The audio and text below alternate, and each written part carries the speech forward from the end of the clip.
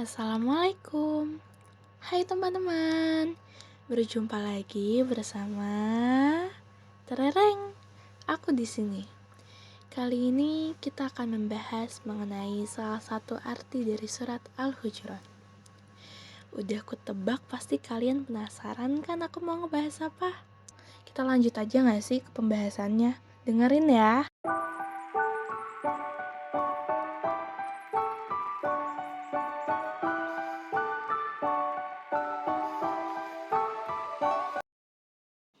Di dalam surat Al-Hujurat ayat 11, Allah Subhanahu wa Ta'ala telah menurunkan firman-Nya. Firman Allah Subhanahu wa Ta'ala itu berbunyi, "Wahai orang-orang yang beriman, janganlah suatu kaum mengolok-olokkan kaum yang lain.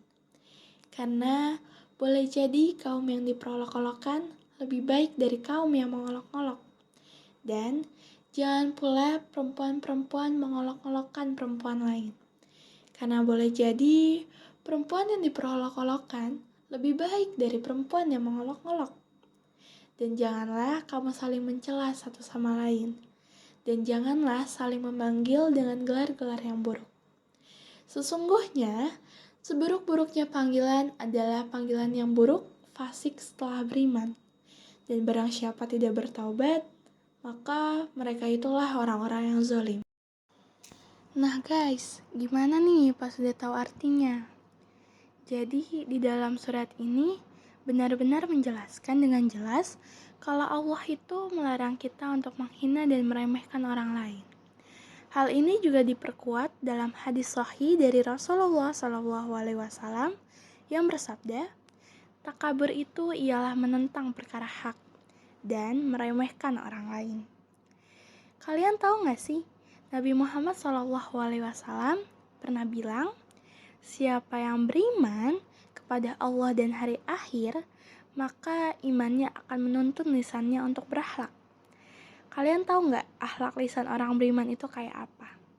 Akhlak lisan orang beriman itu adalah dia yang akan memilah dan memilih uraian kata yang keluar dari lisannya, supaya apa yang keluar dari lisannya adalah perkataan yang baik saja dan bermanfaat serta tidak menyinggung perasaan orang lain. Kalian pada tahu nggak sih, jika ada orang beriman yang mengaku bahwa dirinya itu beriman, tapi ia masih mempergunakan lisannya untuk mencela dan meremehkan orang lain, secara tidak langsung dan secara tidak sadar, ia tuh udah merendahkan dirinya sendiri loh. Makanya, mulai sekarang kalau mau berucap harus hati-hati ya.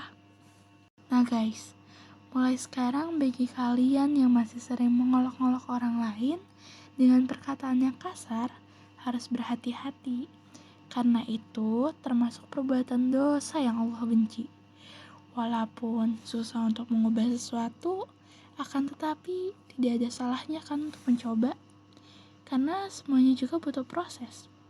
Jadi, untuk kalian yang masih sering berkata kasar dan mengejek-ejek orang lain dengan menyebutkan nama orang tua, harus dihindari ya, karena Allah gak suka.